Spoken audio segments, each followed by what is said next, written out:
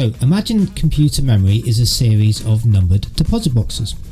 Each box has contents. In programming, we can take a box and give it a label. This is called a variable. For example, we create a variable called var1. So we have a box in memory labelled var1. In Python, we can write this as var1 equals 20, which is assigning the value of 20 into the variable called var1. So we create another variable called var2, which we're going to set to the value of 30.